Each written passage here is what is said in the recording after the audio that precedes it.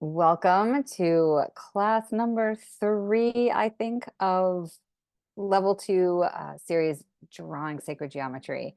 And I always want to go, I'm your host, but so glad to have everyone here. I know a lot of people are joining us on the recording. So glad to have you here or there or anywhere in time and space. We are so connected in the quantum fields, as we've been learning. It is geometrically patterned. Let's drop in and then we'll get into today's content of the 64-star tetrahedron. Very exciting. Welcome, Karen. Perfect timing. Let's do it. Let's close our eyes, close the world out, bring our attention inward. Starting to take some nice, deep belly breaths. In through your nose, if you prefer, and out through your mouth. Oh, we do have to do this in through our nose. Okay, nice deep breaths, grounding into this moment.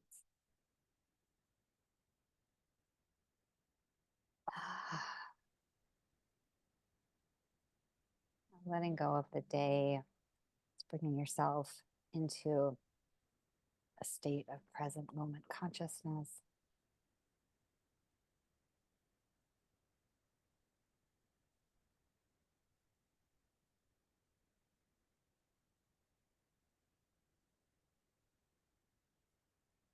Using your breath to drop from your mind into your body, connecting deeply with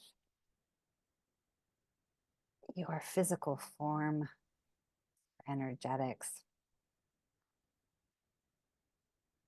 relaxing into the surface, supporting you.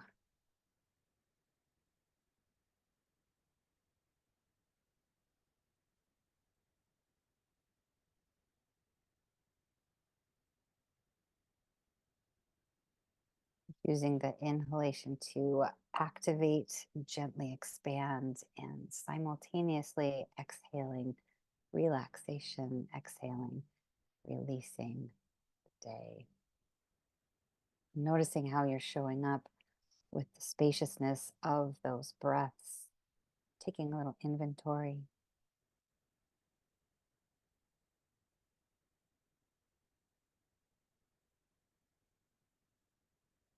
Making space for all of the thoughts and emotions that we generate all day. Making a choice as to how we'd like to show up, knowing that everything will be on the other side of the class, just waiting for us to pick up again.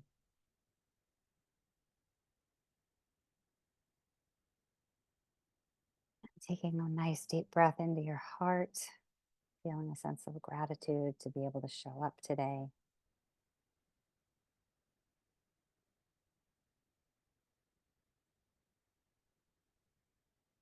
I'm grateful for all of the blessings, seen and unseen, that assist us in our life in every moment.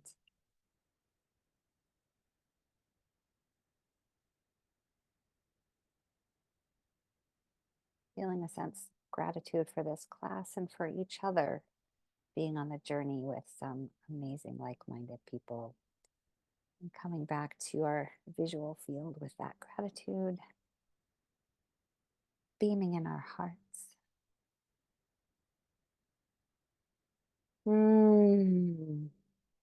Okay. It's lovely to see everyone. I'm looking forward to just hearing your voice, saying hello.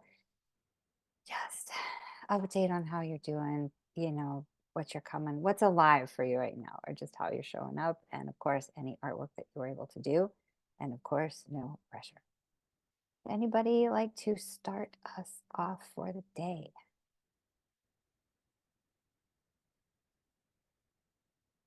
Go for it, Summer. Don't worry about being the first. I love it.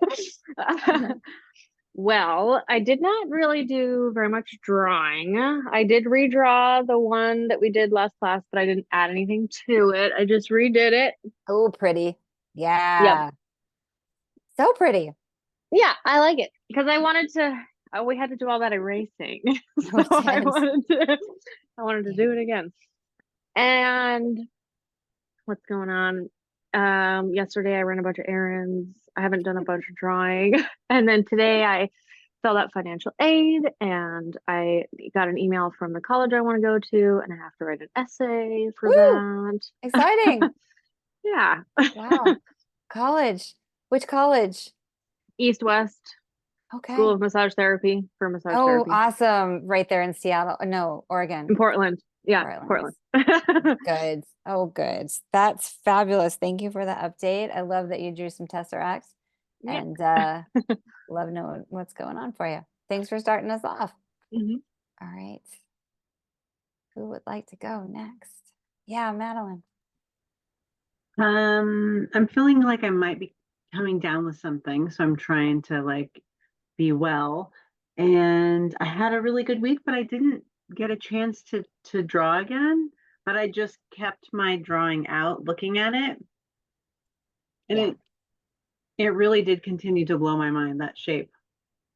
Cool. That's so Almost to cool. the almost to the point of like I feel like it was tiring for my brain.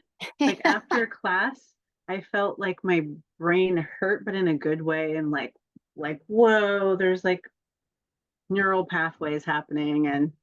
um and that night after last class, I like had didn't sleep, but it was just like my mind was really busy. There was just like a busyness, not an anxiety, and so I felt like I was like, okay, I'll just go with this. There's something going on with my brain now. So Nice.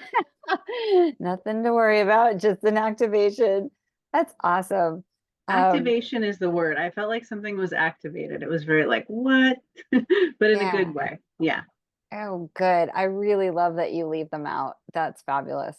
That's because they're influencing our Mhm. fields, so I sure hope you can stay away from getting sick too. That's Yeah. such a bummer. Yeah, Yeah. me too. It just seems to be going around, but Is it? so far, Yeah. crossing fingers, I'm just kind of like on the edge, but happy to be Yeah. here. Well, let's set the intention for your geometry night tonight to clear the field, charge your healthy wellness, and keep all the just whatever you want to call it. The what should we call it? Um, I'll find a word because I can feel it somewhere, but we'll set a good intention for you for health and Okay, wellness. Okay. cool. Thanks. Thanks. Yeah. All right. Who's going next? Yeah, July. Hi there. Hi, yeah, so I caught up on the video because I didn't join in last week. And I am so fascinated by the Tesseract. It's really incredible. Uh, Hmm. and like every single step of the drawing process, as you were mentioning, there's just these shapes emerging and it's just really beautiful. But not only that, I'm just really fascinated by how, like, to be able to conceptualize 4D, because I'm familiar with that as a concept and theory and as an experience, but not in terms of like seeing a shape that Yeah. sort of shifts in that way. And it's just very cool to have a visual for that. And it reminded me of a drawing I had done last year on my iPad. I don't know if you'll be able to see it because it's like Mhm. on a screen. Oh yeah, you Oh can. my gosh, how cool is that?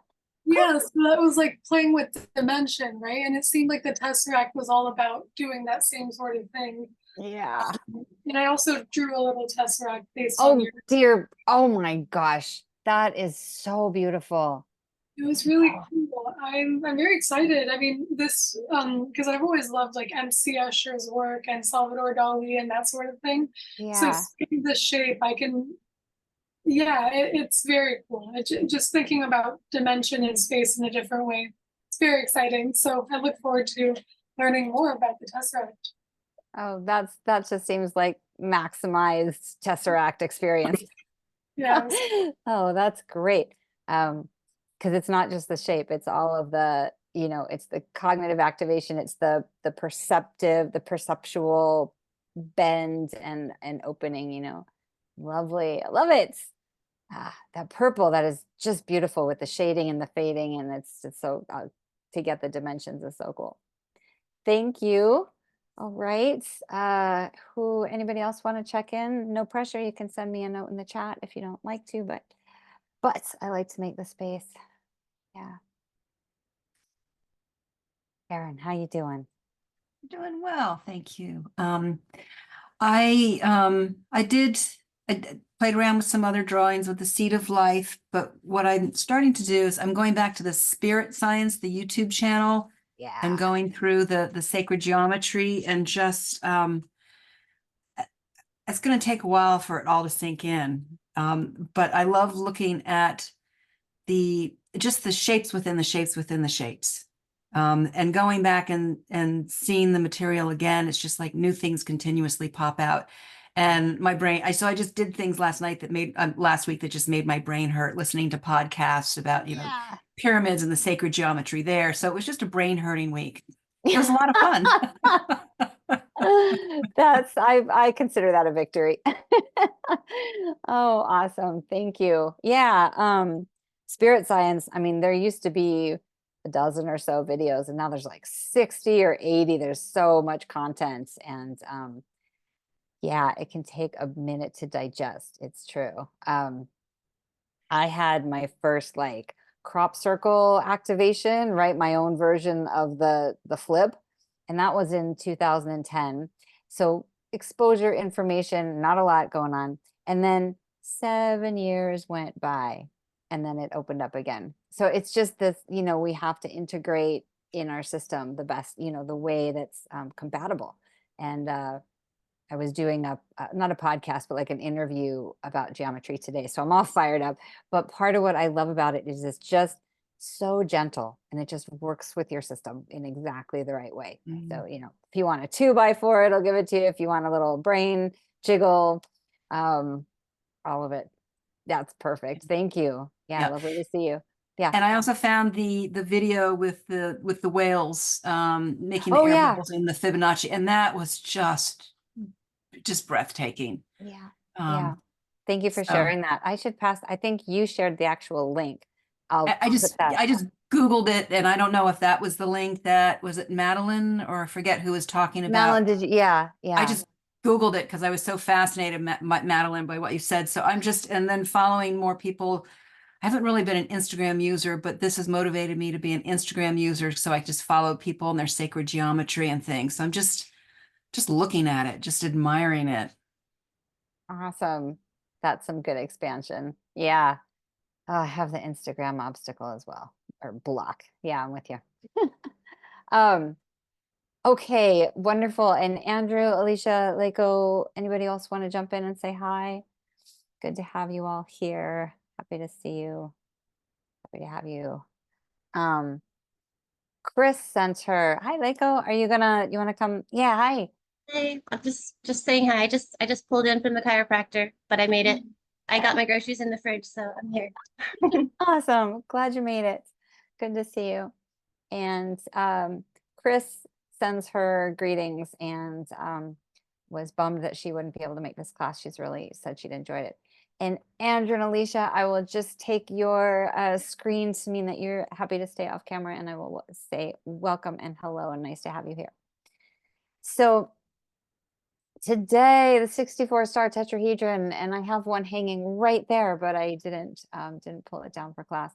I want to really encourage everyone, if you have the ability to get geometry toys and just have them around you all the time. It's like the next level of what Madeline was saying of just having the geometry with you. It's like, then it's even more 3D and working in your field. So maybe when we're at one of the more complex steps, I'll grab my 64. But I also like having geometry hanging above me all the time. So, okay. Like I said, I think that we've actually gone over a lot of this information before. So this is just going to be a quick refresher. Did we talk about the 64 codons and the hexagrams of the I Ching? Did we talk about that? Oh, yep. Nope. That looks like a majority of no, little bit. Okay, probably for the vector equilibrium. Okay, so we'll go over it a little bit, and we're going to look at the power of the number of 64. And then we'll get into drawing both the 2-dimensional one as well as the 3-dimensional one, which is so cool. So let me get right to it. And, I want to do share. Okay. So this, forgive me because I'm so distorted because I thought we looked at this. So no, not distorted, disoriented. Oh boy, that thing's gonna give me a hard time. Okay. 64 star tetrahedron, right? So we've got 8 tetrahedrons coming together to make there's 64 individual tetrahedra, and they come together to make 8 larger tetrahedra, and then they form let's see, four-star tetrahedrons. Sorry, I'm not getting that number right. But the center, you can see the star tetrahedron, and then in the background is the 2D grid. And this is one thing that we're going to be drawing today. And if it looks complex, just remember everything you've done already this so far, and it's the same thing. We'll do it step by step, and we will feel the force of the 64 just by just drawing this. It's, you know, step by step, little bites. We can do the big meal. All right, I've never said that before. Okay, so tensegrity, right? This is this lattice work. It's very much like it's a fractally repeating pattern. It's like the shape of the quantum field. It's like the geometry of the field. And so it can expand and contract, and it has incredible flexibility and dimensionality, even though we're going to draw the 2D version. So you'll get to see also the 3-dimensional, which is right here, this little blue one, the top right. That's what we're going to be drawing. So much fun. So 3D version of the flower of life. Does everyone remember? Have we seen this this image before? Does this look familiar? Maybe. Yes. Okay. So right, because in the flower of life class. So in each sphere is a tetrahedron, right? And so we've got this 3-dimensional sort of more feminine, rounded shape, and then within it I call the bones of the flower of life, right? So these are the tetrahedral structures that make up the flower of life. So you've got that rounded, you know, not to be binary, but the more circular feminine element of the shape, and then the more linear straight line component, and they come together for a harmonic. And so this is the 3-dimensional one. We're going to draw this as well. And the surface of the 64 tetrahedron grid contains a total of 25,920 degrees, which is the same amount of years in the precession of the equinoxes. And the 64 tetrahedron grid is made up of 64 tetrahedron. The outer surface is composed of 144 triangles. And 144 is a really profound number. Symbolically, you see it a lot of different places and a lot of different sacred texts. And what I mean by that is that anywhere you go, where it's 144, yes, but we're focusing on 64. Anywhere in our reality is, you know, our cosmology incorporates the number 64, right? We're going to focus on the fact that there are 64 codons in the human DNA, which is extraordinary to find the geometric shape of that. The 64 hexagrams in the I Ching, you know, you have the Mayan ruins, you have the Vedic texts, you have Christianity, you have the Tantras and Tantrism, you have Jesus, and you have all various different, like more modern technological frequency, different manifestations of how 64 shows up in our world, right? And it's just like every other geometry, is you start seeing that pattern, that larger pattern that helps remind us of the macro, right? Like what's the blueprint here? What's the architecture, and who did it? You know, because we've got this beautiful shape we're going to draw today. We've got 64 codons in the DNA representing our entire known reality, like emotional, physical, material, immaterial, cosmological, quantum. The entire scope of everything that we know is included and encoded in our DNA, 64 codons. So this is just fundamentally important, right? And then that sort of the structural piece that contains everything. And then you also happen to have a significant cosmology of the I Ching. If you haven't worked with the I Ching, I recommend taking a look at it. It is a profound study, and it is also based in 64 hexagrams, right? So we're just looking at these two main manifestations of 64, although as we saw, there's just so many, and you have to start to tune in. Well, you don't have to do anything, but it invites tuning into the larger orchestration. So I'm definitely not a molecular, no, what is it? A geneticist, right? I have no idea what this grid means, other than the fact that every single combination of these different nuclei creates us, everything about us, everything about our world. And then this is the number sequence, the number table for the hexagrams and the 64 numbers that come from that. So there's just, we want to see patterns. We want to see similarities. This is just a really fun picture. That's a different cross section. You know, it's broadened out. And then this is the gene keys. And this is a separate thing. This is, shoot, I should grab my book right there. I'm going to pop out a screen share. The gene keys are a study of self. Does anybody know about the gene keys? Okay, a little bit. It's a tool for self-reflection. Hang on 2 seconds. It's right here.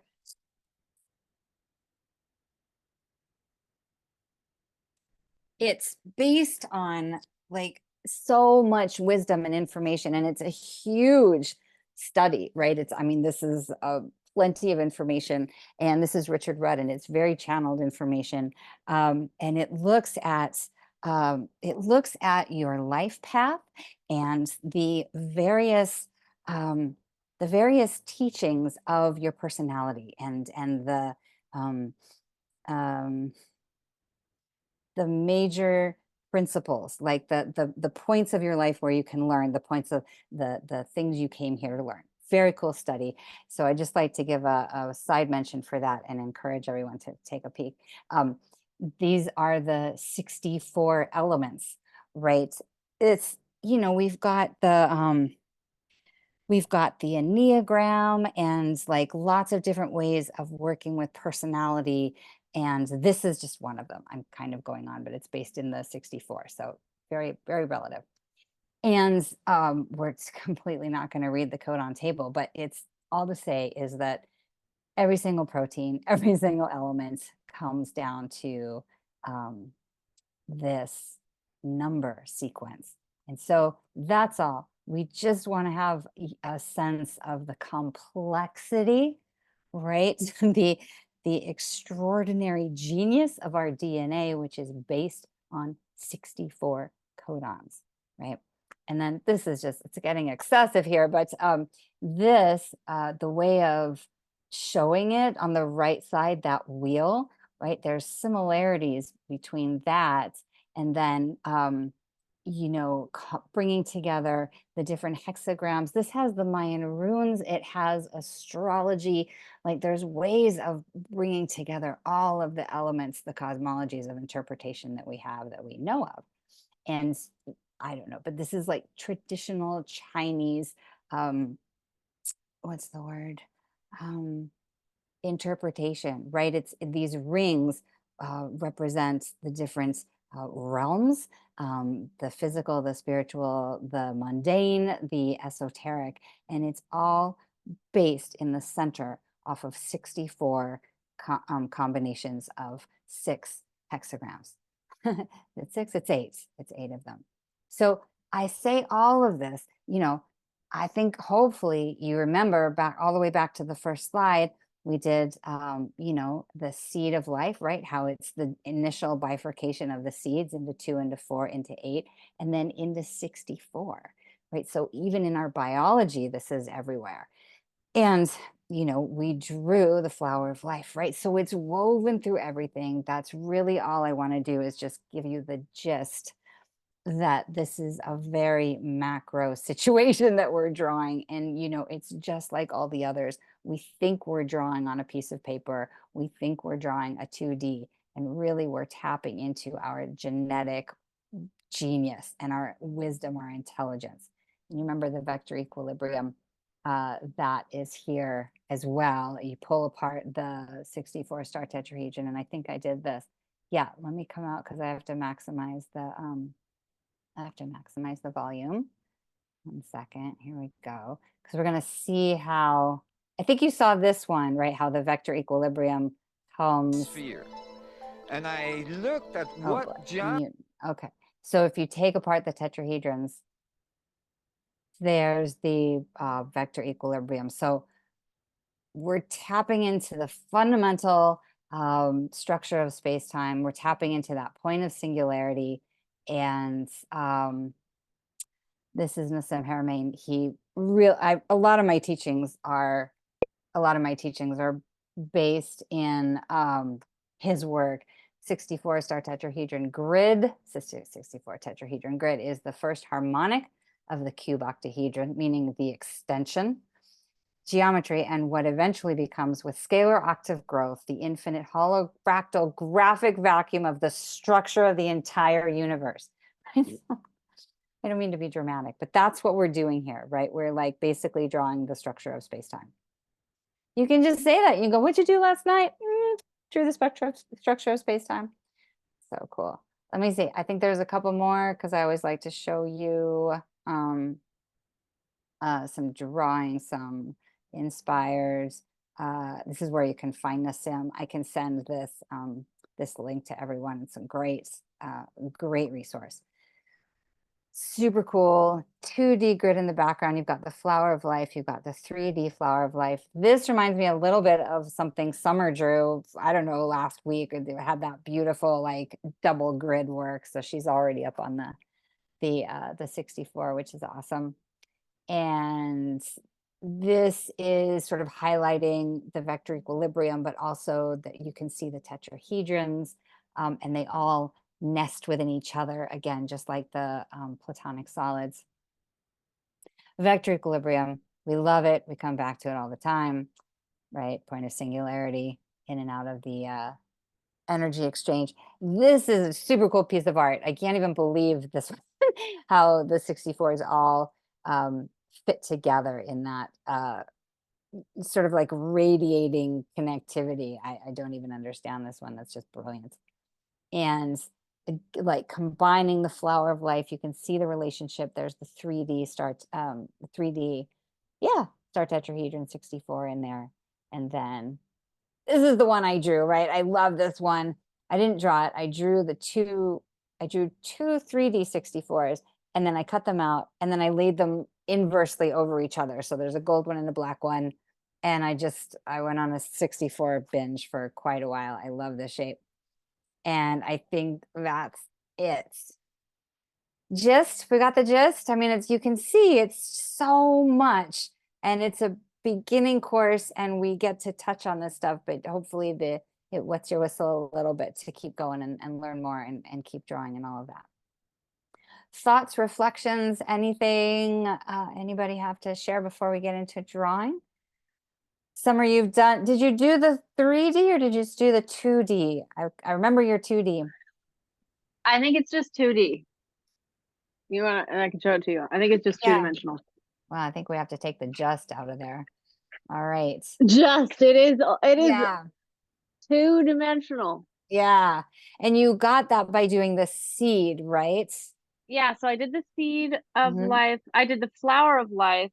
And then I remembered you just like quickly said it's the star tetrahedron is the skeleton of the flower of life. And I was like, skeleton. That's great.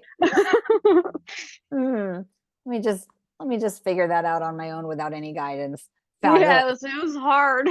Yeah, only the star kids can do that. They're like, oh yes, this comes naturally to me. Oh, fabulous. All right. So I say we get into it unless there's anything else. Anybody have thoughts?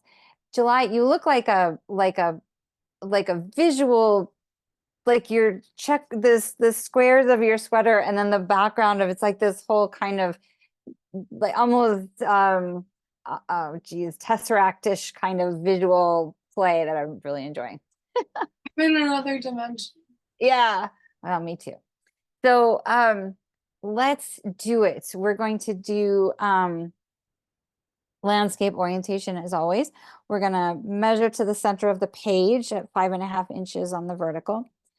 And our compass width is going to be 2.5 inches because we want to make the seed as big as we can for a nice big shape. Let me get into all of it. What are we doing? What should we do, 2D or 3D? I like to do the 2D first. That's my favorite. All right. So we're going to give ourselves a nice and light. If you can do light, if you haven't done it already, nice and light, because that'll help it disappear into the background. But again, no wrong way to do it if you're already going in solid with the pencil. It's really, that's a skill set. You guys have seen it over time, is to know when to go light because of what you're going to erase. And we're not going to erase, it's just going to fade into the background.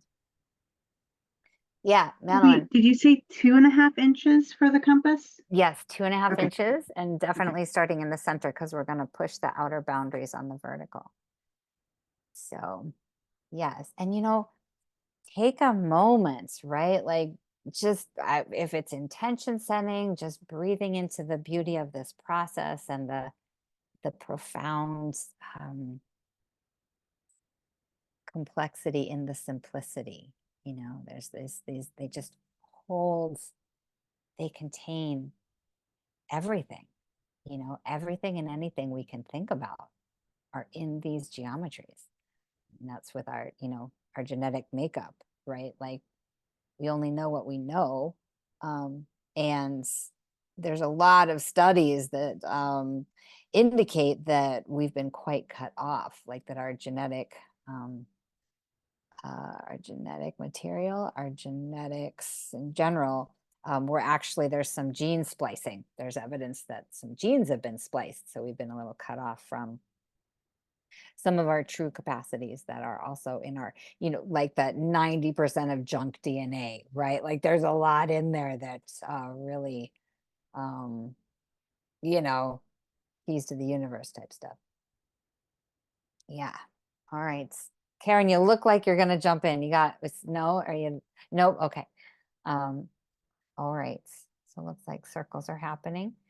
Taking a nice deep breath after the circles or after you've gotten to your seed of life.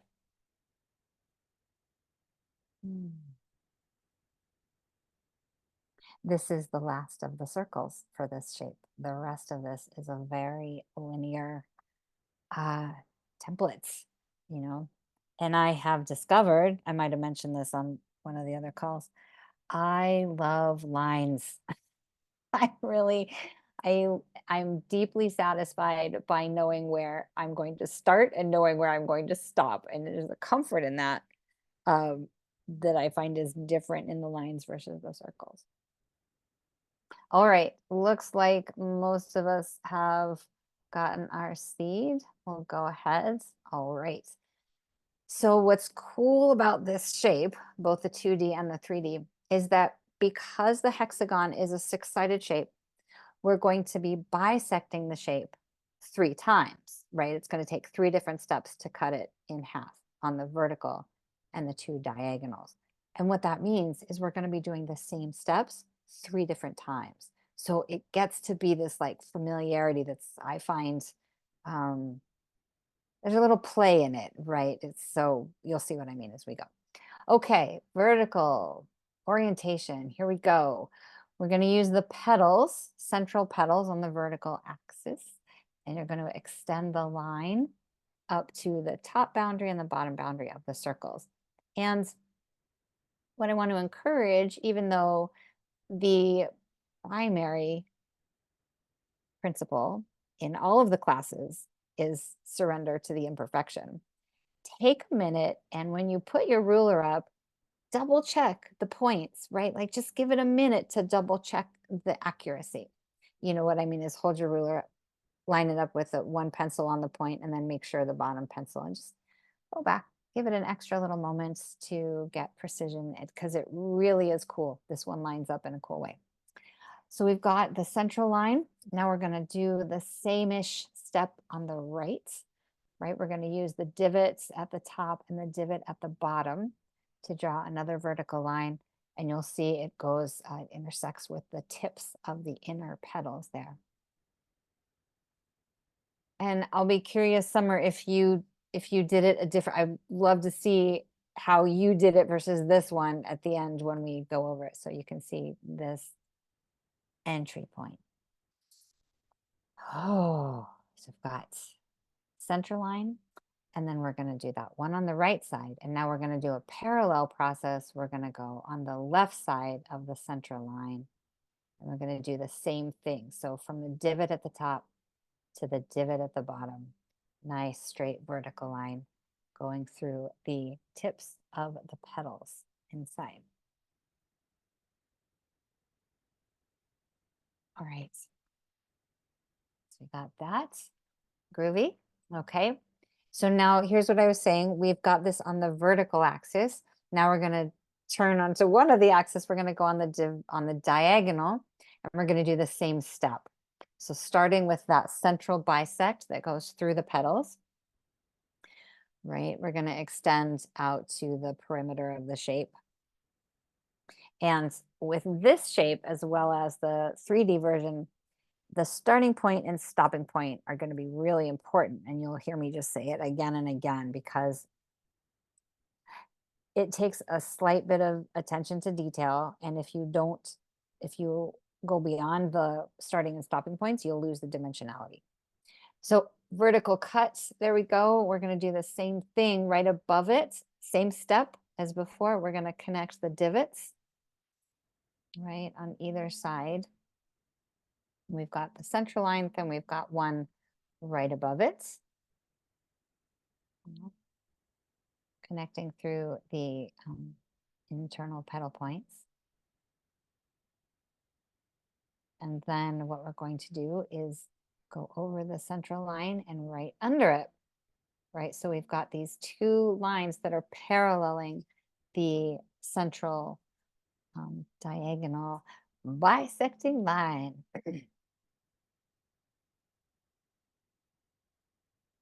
Yeah. So we've got these three lines on the vertical, then we've got them on the left diagonal here. And then now we're going to do the same thing on the right diagonal, right? We're going to fill in those empty petals on the right angle and cut the shape across just on the right diagonal, right? So it's vertical, diagonal, diagonal. And we're going to cut the shape in half. Every time it's going to be the same step, and I love that rhythm. Taking a nice deep breath.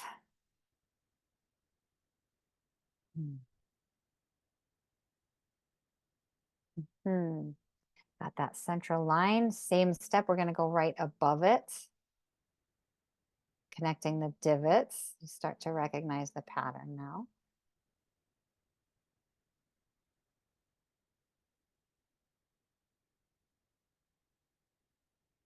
Right, looking good. Brilliant. Loving it. Right.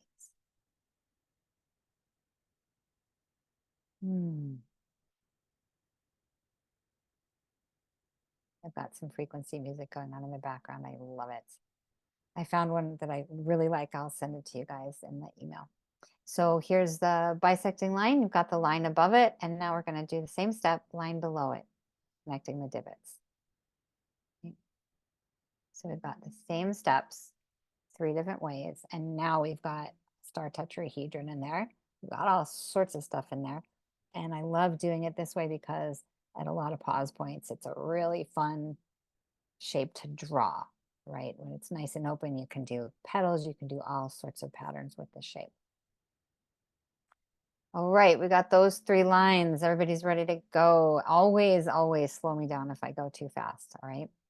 So what do we do now? All right, we're going to build big tetrahedrons, right? So we're going to connect the tips of the outermost points, right? Drawing a nice diagonal on the right axis there.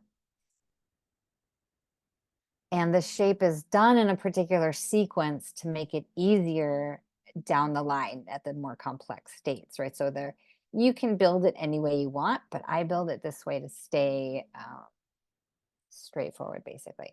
We've got that diagonal. Now we're doing the base of the triangle, right? So connecting those points down there. Yep. Right, so by now we are complete professionals and we're recognizing this larger tetrahedron because, you know, right, we've got some Merkabas. This thing is popping all of our light bodies, right? Our subconscious is recognizing all of this. And then once we've got that right angle, the base, we're going to draw the upward facing line segments to create our first, second, seventh tetrahedron. We've got a hexagon in there already. So much is happening. All right, you guys are ready to go. Now, just as with the others, we're going to do the downward facing tetrahedron, right? So I like to start with the horizontal. I call it the base, right? That would be the base of the downward facing triangle. I'm watching you guys. You're really moving fast here. Tell me if I need to slow down.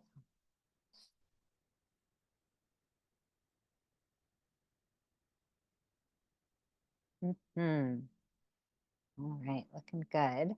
And then if you are finding the natural pattern of the tetrahedron, we're going to connect tip on the right down across to the tip, to the base, the vertical base of the shape.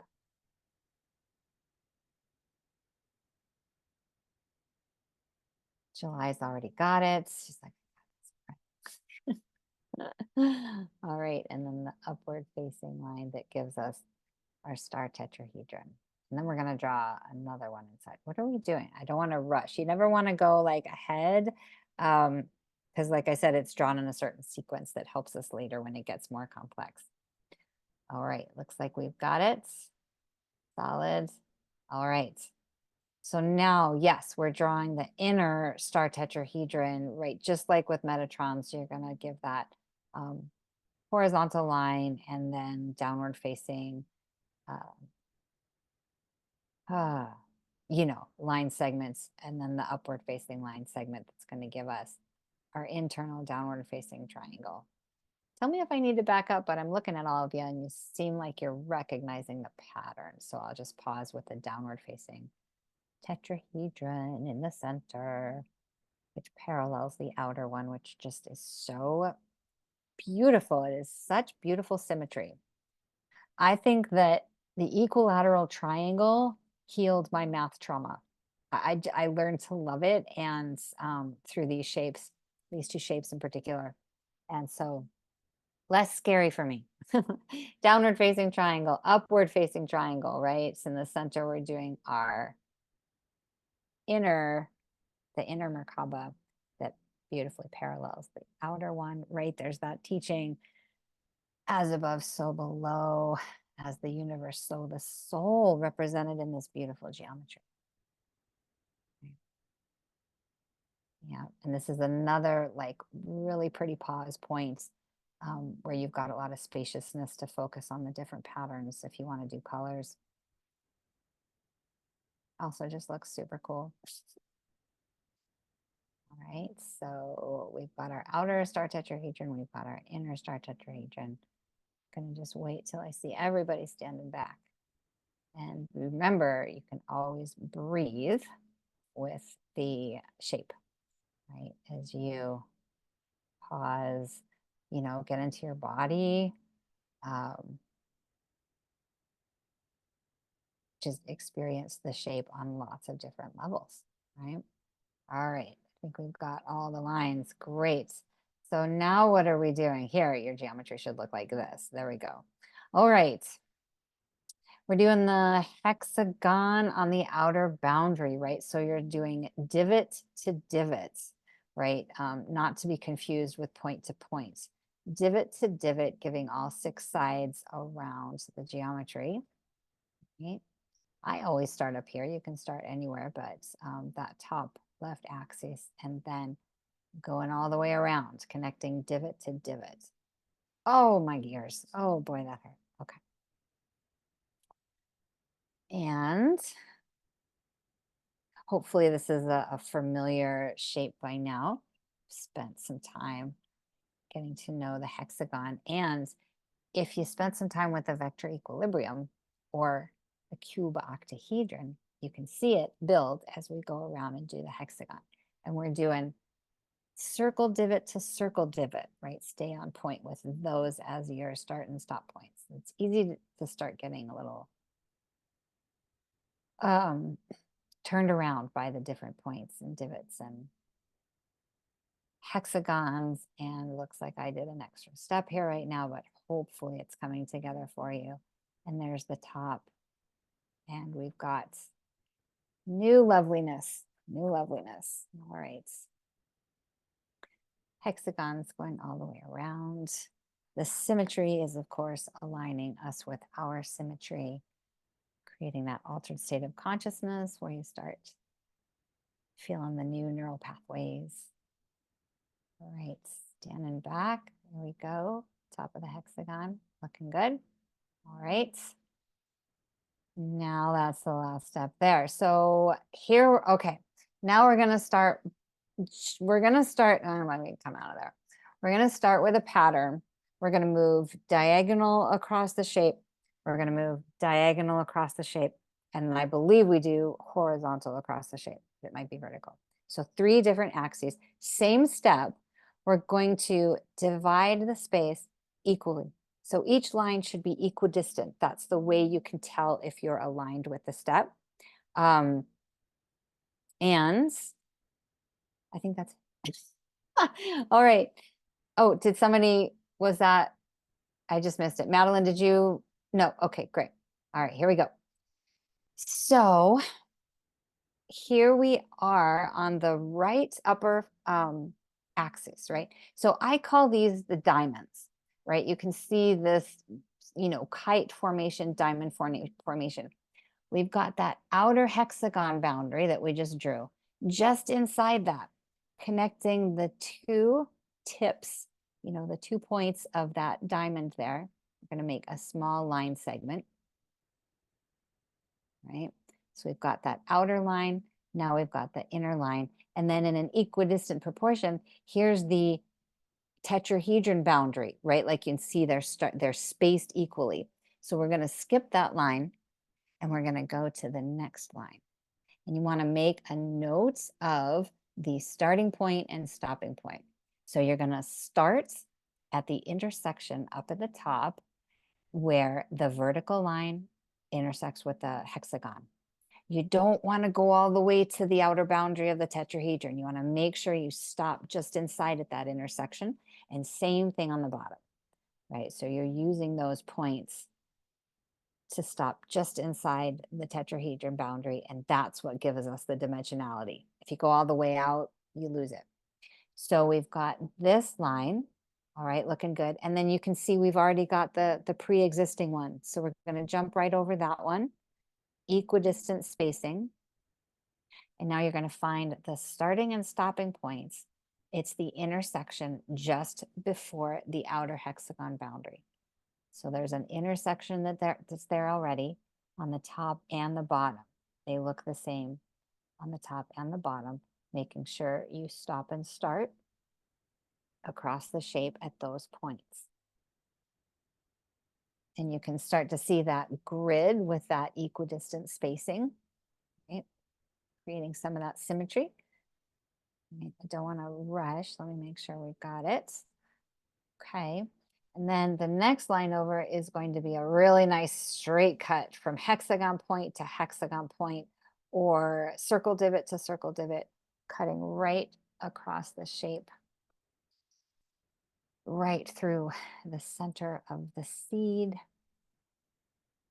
And you're starting to see some really cool intersections, right? You get the first layer of the grid down, and as it builds from here, it just gets cooler and cooler. So we've got that center bisecting line. Now you can see the steps are just sort of repeating themselves like they did initially. We've got a space right next to that Again, using the intersections that are just inside of the hexagon boundary, right? Right at the top, right at the bottom. Not extending all the way out to the boundary, using those intersections as the starting and stopping point.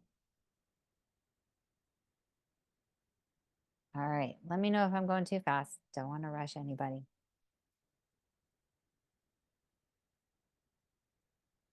Feel like I'm going a little fast. Let me know if I've blazed past any of the steps.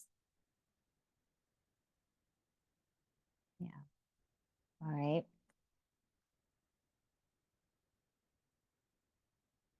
How's it looking? I'm gonna, can I get a thumbs up or thumbs? Okay, thumbs up. Great. All right, thumbs up. I got a couple thumbs up. Got most of them. Leiko, how's it going? I don't want to rush you. Oh, yep. Okay, yep. Jump in. Oh, you just need 1 more minute. Is that what that is? 1 more second. All right. Great. Oh, taking a nice breath, grounding. Right. You can see. Give me a thumbs up when you're ready, Leiko. I don't want to rush you because I can see her. So thumbs up. Okay. Awesome. So then we've done that recent line, and then you can see there's a line right next to it that already bisects the shape. Nice equidistant spacing. So our next line is going to be right in there.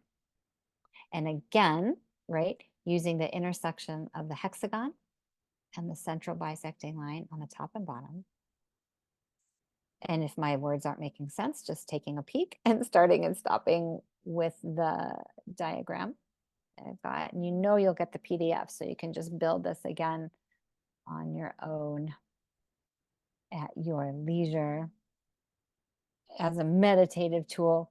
We've got that line that we just drew, and then you can see here's that main tetrahedron boundary, right? It's the next one, so we're going to go right in between there, and we're going to do a small line segment between the tips of the diamonds, right? So it's the smaller line segment. It's just exactly the same as we did on the top. We've gone all the way across on this axis and set the foundation for the grid. Does everybody feel like they've got this? If you need another minute, just jump in and tell me with your audio. No, it's looking good. We've got the left diagonal. Now I think, which axis do we do? It looks like everybody's got it. Are we going? Yeah, we're going right axis. All right, so same exact step, right? We're cutting that diamonds tip to tip, right? So the smaller line segment here on the bottom right, shifting the axis now to the right angle.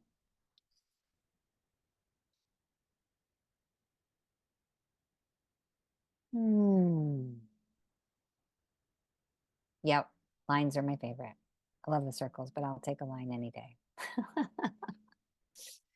All right, yeah, we got it. Looking good. Remembering to breathe. All right, we got that segment. Now you can see we've got that big tetrahedron boundary, right? We're going to skip right on top of that. And here we go, using the bottom point of the hexagon boundary and the bisecting line, stopping short of the outer boundary, right? Making sure to use that intersection on the top and the bottom, paying attention to that, because as you will see later, that is how we get the dimensionality. And this is where we start to see some really cool intersections and creating different star tetrahedrons in here, right? We've got that line going from bisecting line to bisecting line. Looks good. All right. Solid drawing. Remember, if I'm rushing you, jump in with your audio. Then we've got this line segment here already, just above the one we drew, and it's this lovely, equidistant increments. So we're going to go right above that. And we're going to do the same thing. We're going to use the intersections that are just above the boundary and just inside of the boundaries, right? There's a nice little intersection already that shows us point to point if you'd like, sometimes it's a nice technique to put a little point down, you know, on the top and bottom, and then you've got an easy start and stop point as we get a little more complex with the grid. All right, getting that line looking good. All right, now we are at the lovely stage of bisecting the entire shape in half using the tips of the stars, or I like to say the tips of the hexagons. Point to point, straight across, same step as we did before. Yep, cutting the whole shape in half. Feel like I'm going fast, so I'm gonna take a breath and pause. Don't want to leave anybody behind, as we say. So great today. I got to do a 1 hour presentation. It was like an interview talking about sacred geometry, and it just lights me up every time. And I love seeing how lit up everybody else gets, you know. And so, especially when they don't know the stuff, and I'm like, oh, it's amazing. And they're like, yes, I get it. So, such a great tool. So it's just one of the many tools. We have so many tools, you know, and this is, obviously I'm dedicated because I find it, you know, it's really helped my life. It's really helped ground me. All right, do we look good? Can I get a thumbs up, holding the thumbs up from everybody? No one to rush. Okay, good. Yeah. Let me know when we've got thumbs up from everybody. I've only got 4 people in the, all right. Leiko, we got a thumbs up? Yep, okay. Groovy. So we're gonna go right above that, right? We're building from below to above, and beautiful parallel line segments. You can always, you know, double check your work because it's gonna be parallel. Whereas if it's on an angle of any kind, you're starting and stopping at the wrong points. And it starts to get tricky now, right? So just take a moment. That's why I don't want to rush. Finding the intersections at the top and the bottom that end the line below, just inside the hexagon point, hexagon boundary. So you're staying inside of the hexagon. We do that every time. Looking good. Step by step. I have never said bite by bite before. Bite by bite, do the whole meal. Oh, so good. All right, so we got that one. Looks solid. All right, now we've got this little line segment above it. And the reason I build it the way we do with the star tetrahedron first is you can see, well, it's tricky, but this isn't one of the tetrahedron lines. And then it's easier. You don't have to work to find that one. It's so hard. But technically you can build it any which way you want. So up here, right, using that vertical bisecting line where it intersects with the hexagon, coming down to the diagonal and stopping at that bisecting line and hexagon boundary on the bottom as well.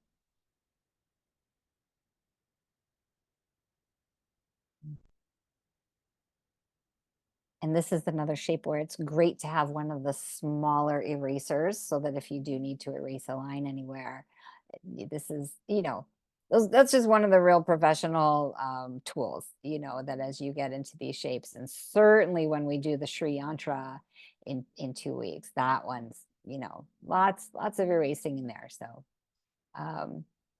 we've got that inner line, and then we've got this line segment, right? We've got the boundary of that big tetrahedron there.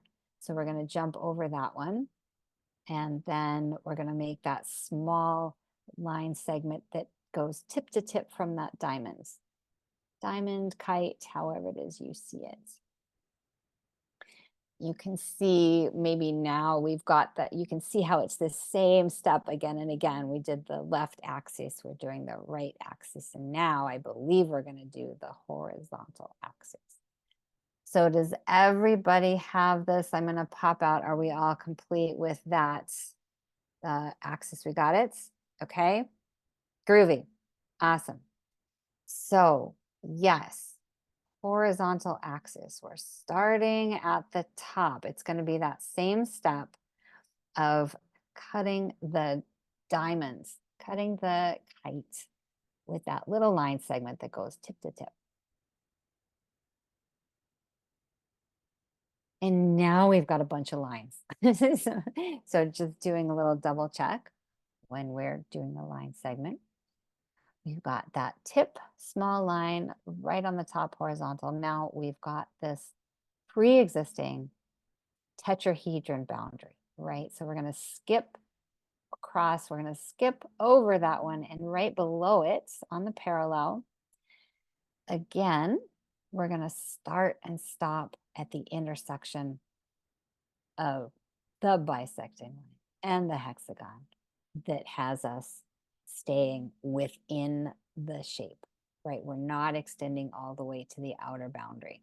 We're staying just inside the shape. Right. Looking all right, looking good. Everybody's getting it.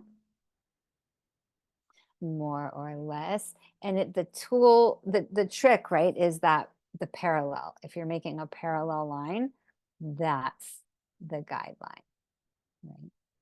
And once we've got that line, we're going to see that we've already got a pre-existing line. You can see it's like, oh, it just skips every line that's already there. And that's a really fun pattern. So we've got that inner horizontal line already. So we're going to skip right over that. And now there's a ton of really cool intersections happening. We're going to use the intersection just inside the hexagon, right? There, it's nice and marked for us, starting and stopping at that intersection just inside the boundary. And now you're starting to get a bunch of really cool star tetrahedrons in there. There's hexagons. There's so much going on.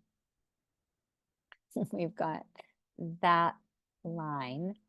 And then the next one right below it is that very satisfying point to point, bisecting the shape through the center of the petals on the horizontal axis. Divot to divot, vesica Pisces to vesica Pisces. All sorts, woo! I am completely sober and seeing a lot of new geometries in here. That is so fun. You know, the more you work with it, like there's just all sorts of planes that I can see right now as we get that horizontal axis going on. All right, got that.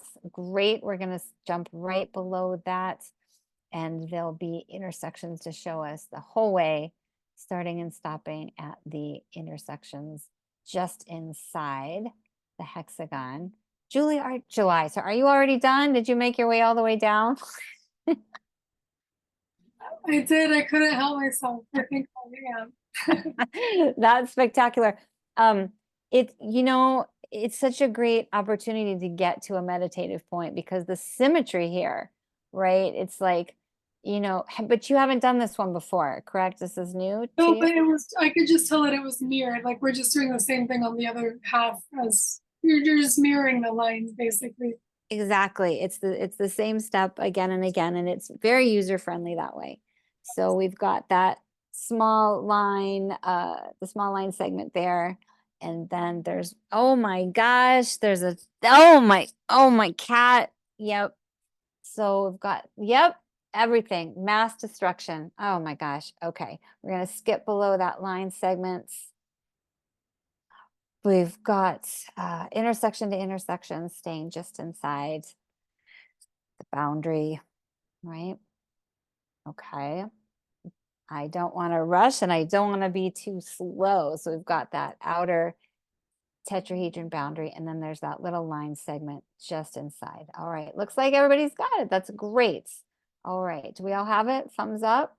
Yep.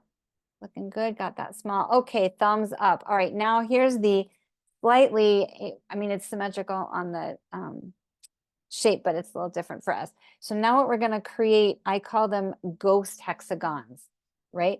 So if this were a straight line, it would start the hexagon, right? It would start an internal hexagon, but you're going to skip this inner segment. So you're going to use, yeah, I don't even know how to say it, but you're going to draw this line segment. I could say all sorts of stuff about bisecting lines, but you get the idea just by looking at it. if it were a full line, we're going to start with the hexagon boundaries, but it skips this central segment. All right, so then we've got that axis. Now we're going to go down to the vertical axis on the side, doing the exact same step, right? As if it were a full line, but skipping that inside line segment. Great. We're going to do the whole thing all the way around. So I will do it step by step, but looks like we've got that vertical. And then you're going to go down to the bottom, just as though you were following a hexagon pattern, right? Down there on the right axis, skipping that center segment again. This is really what starts to give us the dimensionality, right? Is creating these separate shapes in here. All right, good. We've got those. Now we're going up, just as we were drawing a full hexagonal shape inside from bisecting line to bisecting line, but we're skipping that inner segment. And you know, I just do this in a linear progression. Don't let me stop you. Just rock on if you get the pattern. And also, I don't want to go too fast. Got that bottom axis on the left diagonal, and then we're going to come up and do the next vertical ghost hexagon that skips the center page, the center segment. This is a really nice point to stop and draw as well. This is a really lovely, like once you finish this hexagon, it's just, you've got so yummy, and we'll finish it off. There's just 6 more steps. But this right here is its own cool thing, right? So we've got that top one, skipping that inner segment. And then I will just keep an eye out to make sure we're all on the same page. Looks fabulous. Okay, looking good. All right, brilliant. Everybody solid? Thumbs up before I move on. All right, one more minute. Oh, we're going down. My God. Okay. Sorry. Serious cat intrusion.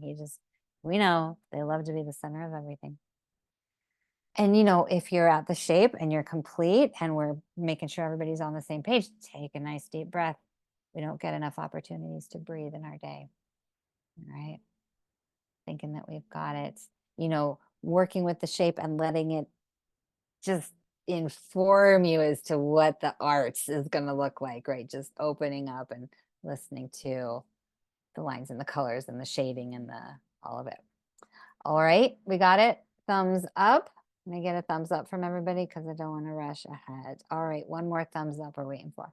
Don't want to speed. Okay, thumbs up. All right, awesome. Now what are we doing? Okay, so we're going to use, let me show you first. So we've got heights here. Just go with me. These diamonds, we've got 6 of them now all the way around. We're going to use the tips of those diamonds. All right. And we're going to use them as our guideposts on cutting the shape in half again. So upper tip of the diamonds, right, down and across to the parallel diamond point below. Right. So again, it's the intersection having a start and stop within the shape. So using the tips of the diamonds to come on across on this right angle diagonal. Right, so this is above the central bisecting line on the right diagonal. And then just like we did at the very beginning, we've got that line above the bisecting line. Now we're going to do it below that bisecting line, right? Same step, connecting the tip of the diamonds down across to the tip of the diamonds, right? There's intersection points there that show you where to start and stop. So that was our pattern on the right axis. Now we're going to do the other 2 axes with the same step, right? I don't know which one I did first. Vertical, right? So using the tip of the diamonds on the top and the tip of the diamond on the bottom, right? This is an intersection point. There's a lot of convergence at these points to show us where to start and stop, right? But I like to say tip of the diamonds to the tip of the diamonds. And here's that pattern again. We've got one line, then there's the central bisecting line. So we're going to do the same step right on the other side of that central bisecting line. It's going to mirror the one we just made. All right, so just reinforcing that symmetry again and again. We've got the two vertical axes connecting the tips of the diamonds. We did the right facing axis, we've done the vertical axis, and now we're going to finish it off by doing the left axis, connecting the tips of the diamonds. I happen to do the one on top here. Tip of the diamonds, down and across. We do the line segment above the central bisecting line. And then it's going to be just below it to finish off this shape. Right? Same repeating pattern again and again, down below that central bisecting line. That's your last line. Always let me know if you need me to go back a step. You guys are speeding through this.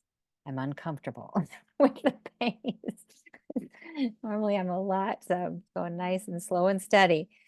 But you guys have 8 classes underneath you now, so it's a little bit more familiar. I have to keep up with you guys. So this is it. You did it. Look at what's happened. Does anybody need any of the other steps? Are we all on board with the shape? We got it. Double check. I'm happy to go back anywhere at any time if you're missing a line segment. Otherwise, let's do some show and tell with everything. It looks like everybody's bored. All right, how's it going? What do you think? Let's see. All right. Rock, paper, scissors. You got it. All right. Summer's leading us off. Yes, I love it. Let's see it. Did you use color? What is that? Did you use color already? That's confident. I used purple. Purple. Spectacular. What do you think? So that was more complicating than when I did it. Because I started with the center tetrahedron right here. That's how I started. And so I started drawing the triangles and doing them in a stacked formation. So that was my beginning, was the stacked triangles. When I drew it in my other one. But this was more fun, I have to say, because you could see it build in a totally different way. Yeah. It felt like more flowing. But I did notice, like when we were halfway through it, my eye started twitching because I felt like I was going fast, and then my eye started twitching, and I was like, oh yeah, I gotta breathe, huh? Nice. That's that. I love it. And it's the same shape for everybody, but I love how you have like your center points seem to pop with the purples, right? It's just, yeah, love that. Love that. That's some confidence going in with a colored pencil. I'm impressed. She's well, like, I made my, let's see, that line. Yeah. I went over on a couple of them, and I was like, "Well, I picked a pencil, colored one. Nice. This is what I get." Oh, I love it. I love it. The colors. So you've got some crown chakra energy going on. Yeah. There you go. Yep. All right. Who would like to go next? How are you doing? No pressure. Just let us know. Madeline. Yes, please. I think I might have missed an outer one compared to Summer's. It's a little bit different. Okay, hang on. I feel like I missed one outer row of. Okay, hang on. Outer row. Can you show me where you think you? Summer had I think she had something right here that I don't have. That bisected this. Okay, is it blurry? Do it a little closer. Yeah. No, I think that your outer points are just lights. Okay. Yeah, it's just that they're light, but you've got them Is all. there meant to be a line right here? No, Okay. no, That's you've where got I'm it. at. I did that. Okay. But I'm happy with it. Yeah, no, it's exactly right. Yours looks like from the Zoom screen, yours looks like straight hexagon because the points are lighter on the outside. It's just, Yeah. it is so cool. So what do you think? What was your experience? I want to do thicker lines. I think that's Mm-hmm, the thing, is just to really be able to see the design more. mm-hmm. I was going light because I wasn't sure what, is meant to pop. And so You now probably have like erasing trauma. Like, am I gonna have to erase? exactly. Yeah, it's, it's so great when it just invites you to want to do the next one, but I would be timid at this point too. It's like, oh. But the flow was nice because, like other people were saying, it started to become evident where you were going with the mirroring from one, and there's just three different directions, and it all made a lot of sense as we were going along. So Nice. Yeah, it's yeah. it's satisfying that way. You're not Mm. like reinventing the wheel with every step. Mhm. Yeah. Yeah. Excellent. Thank you. All right, who would like to? Yeah, Karen. I remember to breathe more with this one. So I would Yay! actually kind of line up on an inhalation and then draw on an exhalation. And it was the first Wow. time that I kind of had a rhythm, not all the time, but had a more rhythmic breathing over the whole process. So it was more meditative. That's And next level. I'm just gonna say. say again? That is next level to do that with a brand new shape that is fairly complex. Well done. It called for it. And Summer, I'm going for purple. I love purple. So this is it. Yes. Yes. So yeah, it was lovely. Wait, that Thank was you. too fast. Can you come Oh. back just one more time? It's so beautiful. Everybody goes really fast. There you go. Isn't it fun to see how different everybody's is? Like, Yeah. it's such an expression of our personality, although that takes a minute to dissect, but really lovely. And Thank I you. think for me also where I am at that moment, because I did the Seed of Life, and I have some watercolor pencils. Mhm. And it turned out being very dark. I was kind of going for a midnight sky. So I kind of just let it be, and I'm excited to do it again and just see what other colors I want to do. So it's just like a little marker for a place and time where I am in my mood. Nice. I love it. Like the energy match, Yeah. but it's what I love is, the geometry, because it's the same every time, you can start with the seed and then it's the next trick. It's the next application where you listen, right? You're listening to either where the shape wants to go or is the shape the reflection of where you want to go. And that's part of developing a telepathic ability, right? Is, that's sort of the essence of creativity, is allowing for a different way of communication. So, Yeah. I mean, so much is being developed here. We just don't even know it. Yeah. But you guys you're activating your grids. So, And the last thing I'll say is I still do have kind of some limiting beliefs of like, oh, I did that color. I can't believe that color. And then just letting it go. So I've just found this to be a vehicle that, yep, that stuff pops in, stuff I'm working on, but I'm able to just release it and move on to drawing the next thing or not getting hung up on it. nice. So that's really cool. Yeah, if we could do that in life, right? Not getting hung up on it, just keep on keeping on. Oh, the critical voice. Thank you so much. All right. Anybody else want to share? I'd love to see them. July coming in. Yeah. Yeah, so this is very cool because you see all the triangles and then the hexagons and then the hexagrams. And then I also saw a bunch of rectangles in here. It's very cool. I feel like the shape is the blueprint for every single snowflake. Yeah. I see a bunch of snowflakes in there. Yeah. And something interesting is before class, I was drawing this random shape for some reason, hexagons. And it's sort of similar. It's like, Oh, that's awesome. like No. it's like this, but protruding or something. I don't know. Oh, yeah. Oh, that's remarkable. Wait, can you hold that up one more second? That is so cool. Dang. Like a hexagon protruding in different directions. Wow, that's spectacular.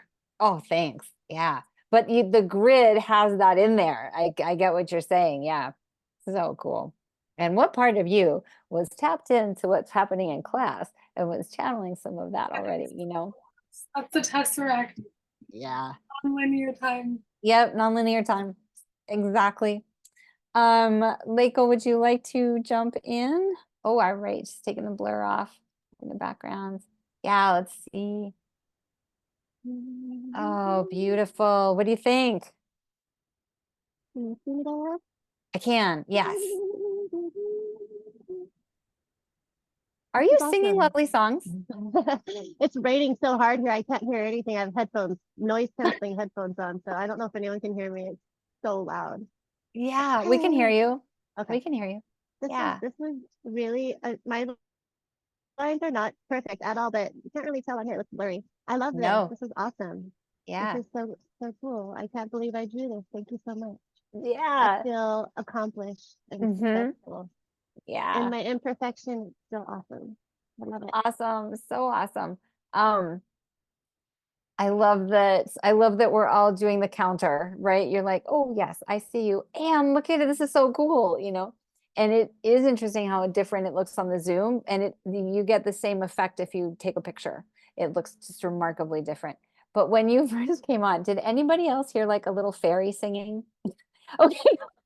It's like, is she like doing a vibrato behind? I was like, That's her voice. That's how she sings. that's what I thought. Were you singing a little fairy voice? Yes. I think that just made my day. That was like the happy song, wasn't it? It was like a little happy song. Oh God, thanks for that. I didn't think anyone could hear me. That's what I was. That's really great. All right. I just want to give a moment, Andrew and Alicia. I know you are quiet behind the screens, but I'm sure that I'm sure you're having fun back there. So now it's 8:25 and part of you is going, there's no way we could get that other shape in, but we can because it takes like just a little under half an hour. So let's do it. Let's get into the next page. Now, mind you, our brains are a little synced up. So the way to go with this one is to try and let go a little bit. Let go of like, we're doing this and just be like, oh, here's the next step. I'm not going to try to put this together. I'm just doing the next step, one step at a time. So same exact base, landscape orientation, measuring to the center of the page, 2.5 inch wide compass. Just doing our next seed, getting into the 3D 64 star tetrahedron. And that was that. And if you'd like nice and light as well, and you know, always if you'd like to breathe, set an intention, it's always fun to ground the shape in that way if you would like.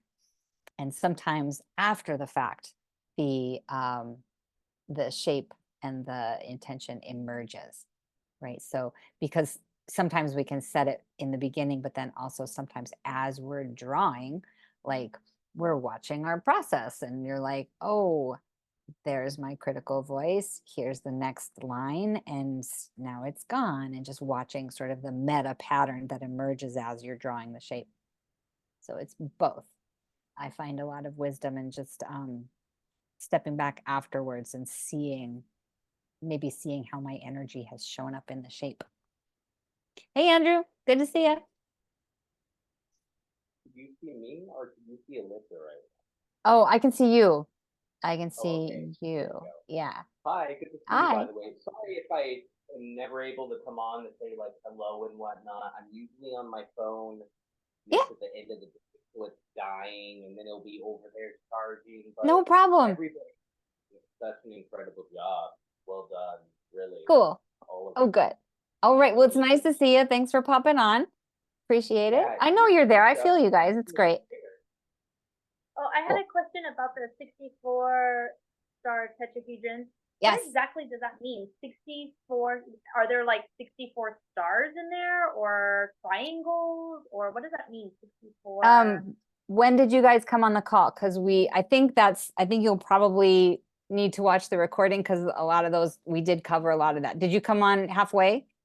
Oh, no, we've been here since the beginning. So I looked at 60, I mean, I was here from the beginning. I remember you talking about the sacredness of 64, but when it comes to the 64 tetrahedron, like I don't remember us covering that. I apologize, but does it mean like there are 64 lines, or does it mean there's 64 stars or 64 triangles? Like what does that mean for the 64 star tetrahedron? There's 64 tetrahedron faces. Yeah. So triangles, 64 of those on the outside. And then 64 triangles. yeah, triangle faces, basically, yeah.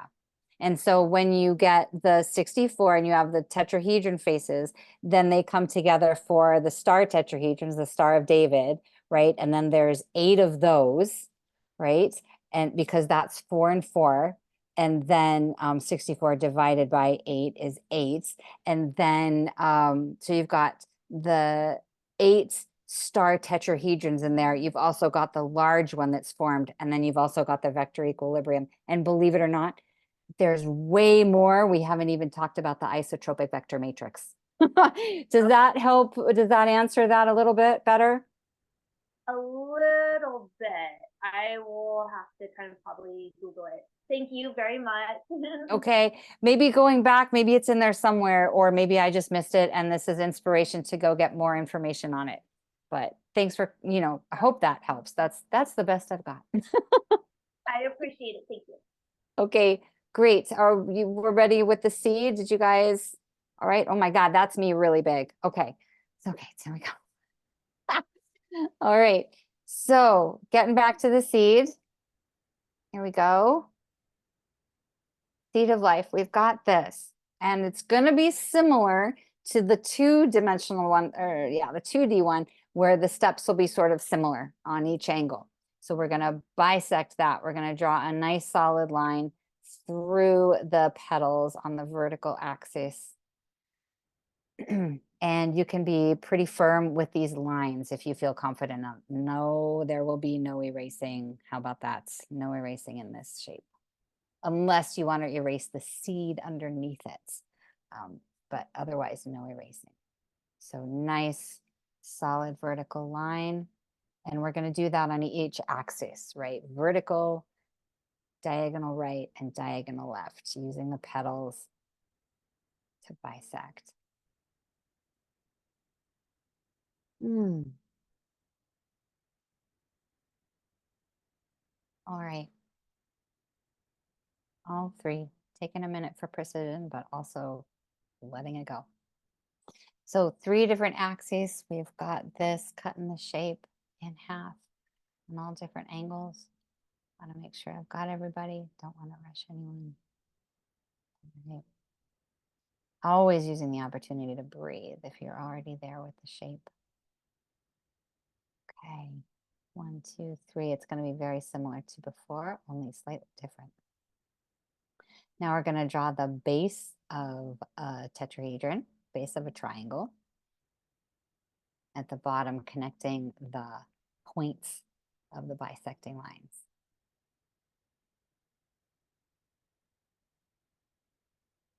And I believe we are drawing that lovely equilateral triangle.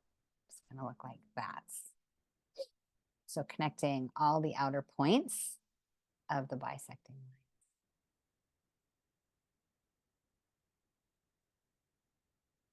Yeah, it was actually this one that helped me appreciate, like, I mean, the equilateral triangle is so satisfying. It's really, it comes out in this shape in a new way. So we've got that upward facing triangle, right? And then I believe we do an inside, same thing, inside parallel upward facing triangle, just like that. It's going to mirror the outer one. It's going to connect the petals, the tips of the petals on the internal circle. There's something very galactic about this somehow for me. It just makes me happy. got that inner triangle. I think it's also really satisfying about how the points line up, tip to tip, in different places. And even if you're feeling fast, particularly fast, try not to go ahead because it's not the same steps as on the other shapes. Okay. So we've got that upward facing triangle because I don't think we do a downward facing triangle, but maybe we do. We've got that upward one. Make sure I'm not rushing anyone. All right. One more. We've got that one. All right. Here they are taking a nice deep breath. Hopefully by the end of the class, you are altered because of the symmetry, but also altered because you've been breathing so much, right? Like we just do not breathe in our reality. So outer upward facing triangle, inner upward facing triangle. We've got that now. Here we go. What are we doing? So we're going to connect the divots down in the bottom, the circle divots, right? You're going to draw a nice line segment between those 2 points.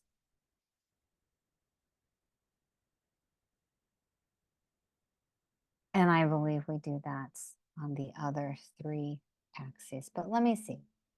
Oh, no, all of them, right? We're going to draw a hexagon boundary, but just like before, only different. We're going to go underneath, I like to say underneath that tetrahedron. So you're skipping that line segment. You remember before I called it the ghost hexagon, right? So you are on this diagonal, skipping that inner tetrahedron segment, right? This is going to give us some of the dimensionality. We've got that axis. And then on the top diagonal right, we're going to do a full line. Oh, gosh, here I just did it. I just knew you guys would be having a good time with it. And same step that we just did, going behind the triangle at each tip, right? So on the 3 points of the triangle, oh gosh, just got annoying. Okay. Oh, there you go. A little bit bigger. All right, so 3 of the lines are straight tip to tip, and then on the horizontal top, on the 2 bottom axes with the tips, you're skipping that inner line segment. And right away, that gives us some dimensionality. Okay, good. All right. Oh, gosh. You have to make sure to take pictures of this and just show off to all of your friends. Look at what I'm doing. Fundamental structure of the universe. No big deal on a Wednesday night. Okay. And good. All right. So we've got hexagon, tetrahedron, moving towards a vector equilibrium here. If you can start training your eyes a little bit, we're going to get there. Now, I don't have great ways of describing this. Sorry, can you hold on 1 second? I'm almost finished. There you go. Yep. Thank you. Thank you. Yep. The shape develops differently from now on, and we're just going to do tiny line segments. You can see, just like with the 2D, these line segments are equally distanced, right? So we're going to be looking, awesome. We're going to be working in these line segments, right? Starting and stopping in those segments.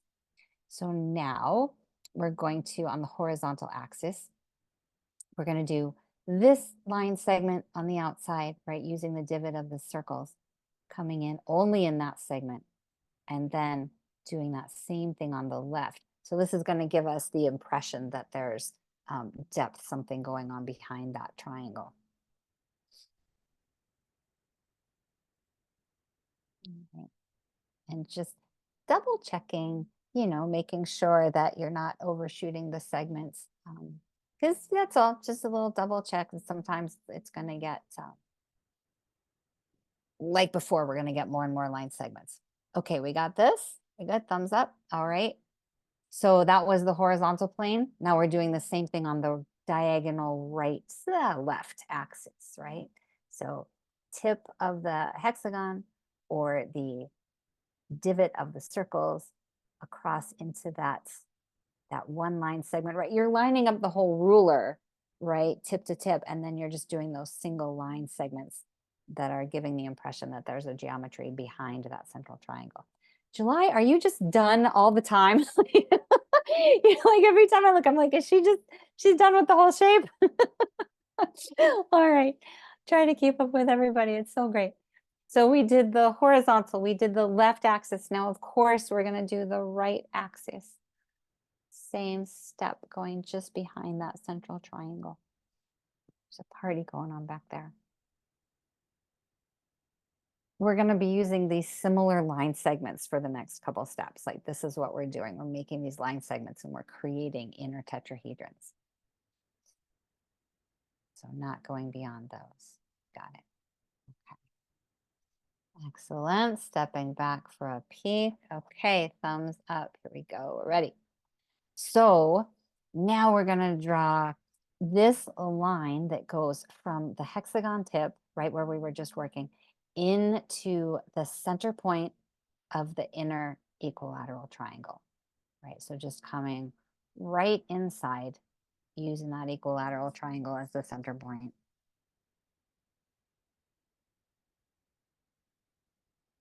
Yeah, nice. This is going to give us the vector equilibrium, aka cube octahedron. So we did it on that, the left side of that central vertical line. Now we're going to do it on the right side. So same exact step, connecting the divots of the circles, aka the hexagon point, down and into the tip of the inner triangle.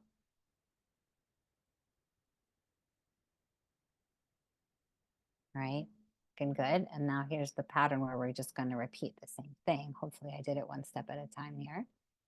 All right, down below, same step, right? So from the circle divots, you're coming in to the tip of the inner triangle. Now you're forming those rectangles that creates the cube octahedron. Okay, awesome. We did the top, we did the right. Now we're doing that left bottom. Just same step from the circle divots or tips of the hexagons right inside to that inner triangle. And if you get here, see if you can play with your perceptual abilities. Do you see the cube octahedron? Do you see the outer one? Because we've just finished the rectangular sides of it. Such good stuff. Okay, great. So we've got top, left, and right. Anybody else? We all good? Thumbs up. We're good. Anybody else need a minute? Okay. So now, just like before, on the 2D, we're going to bisect the height, just like we did before, right? The tip to the tip, a little line segment there. Right. Creating some more dimensionality right at the top. I think I did some other things. I'm not sure this one's in sequence, but we got that one. Fortunately, it's all getting really familiar. Then what did we do? Yep, same thing. Bottom right. So we're just moving around the shape, doing the same thing on the top and the bottom right and the bottom left. Just finding that line segment, and then on the left side as well. Super cool. The symmetry is it's helping me out. It's helping me out tonight. All right. So we got that. Looks like everybody's got that. Great. Okay. So now we've got some line segments that we can orient to, right? We're going to put our ruler on the horizontal, and then you've got intersections, right? We're building on the lines we just made. So the line we just made gives us an intersection point here.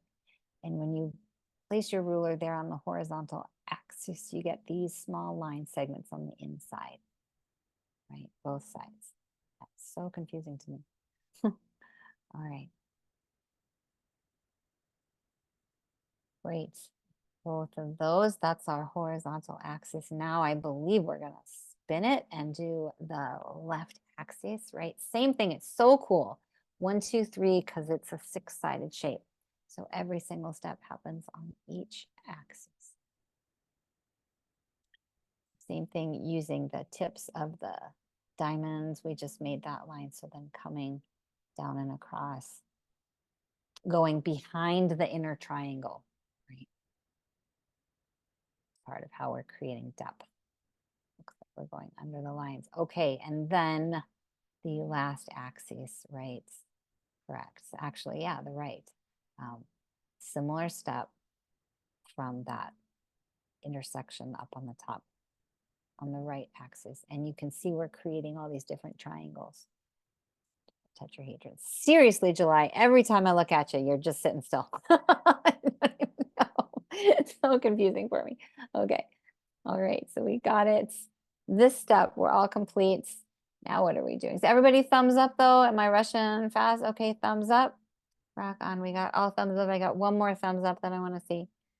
All right. Great. Gotcha. One more. I'm waiting on. Don't want to rush. All right. Thumbs up. All right, everybody, thumbs up. Groovy.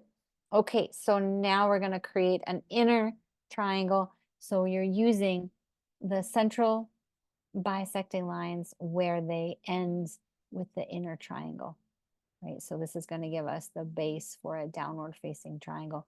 You're using the bisecting lines where they intersect with the triangle.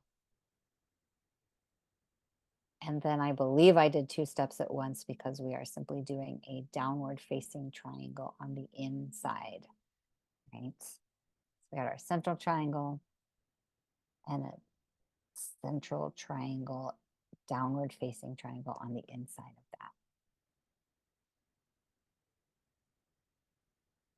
of that. All right. Great, looking good. Now you can really start to see the tetrahedrons, the shape emerge. Got that. Yes. Excellent. Okay. One more minute with that. Downward facing triangle in the center. Okay, now what are we doing? Where do we go now? Okay, so a couple more line segments.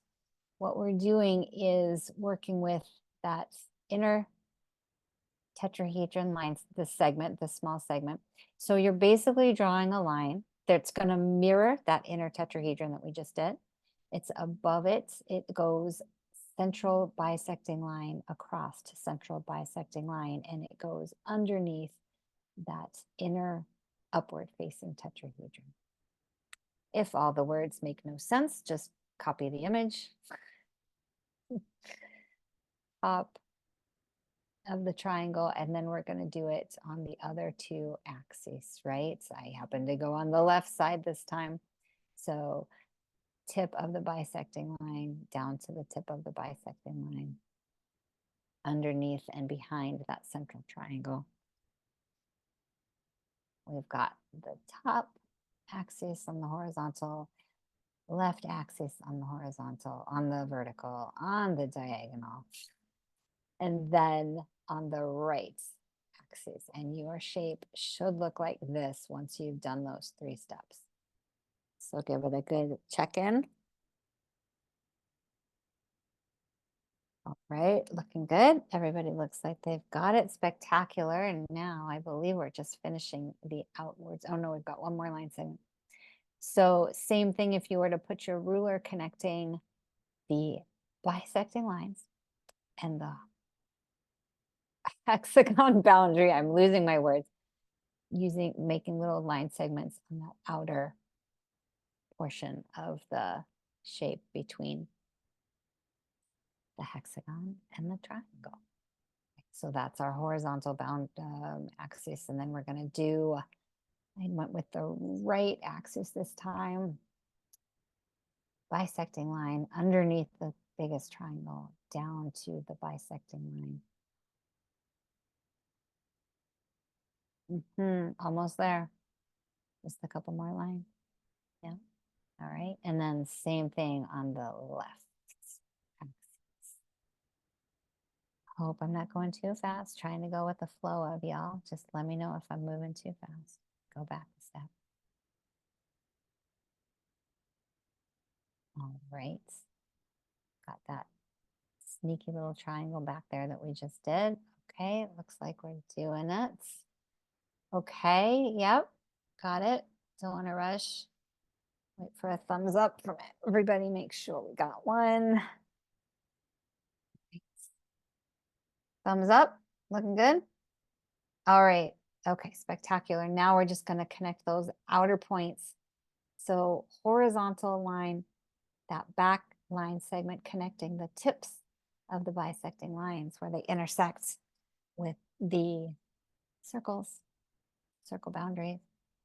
And of course, we're going to do that on the horizontal and then the right and the left axis, which connects all of our triangles, I believe. This is our shape. Yep.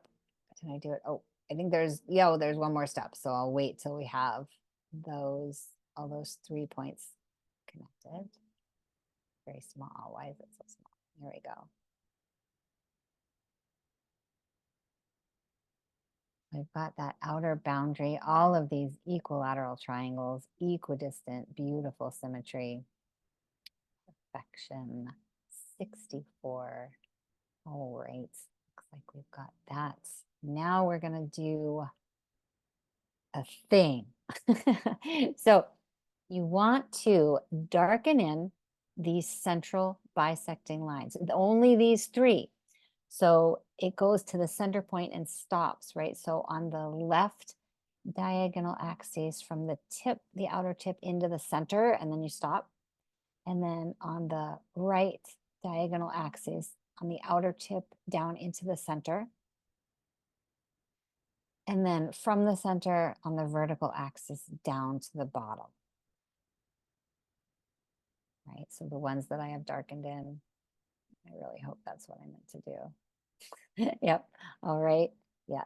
And then once you've got that, we're going to erase the opposite ones. I actually erased the seed, but what you want to do is definitely erase the top segment of the vertical axis and the bottom right and left. The ones that we left, that we didn't darken in, you want to erase those, and that's going to give us the shape. However, you can erase everything if you want, the seed underneath it, and this is what you will get if you'd like. You can also leave the seed, right? You have this structure, the seed is behind it, and this is what it looks like if you erase the seed. And I'll give us a minute because it's really fun to finish the shape off and really see the dimensions of it. Yeah. Hopefully we've got this. If you're missing a line, please tell me, we can go back. Otherwise, this is what we're doing. Erasing those underlying structure, the seed of life. Everything is based in the seed of life. Right? You wouldn't believe it from the onset when I told you. Like, the fundamental structure of space-time and every single shape comes from the seed of life. You can do these different ways. You can get into these with right angle triangles and not draw the seed, but as you know, I like to show the connectedness and the origins, the similar origins.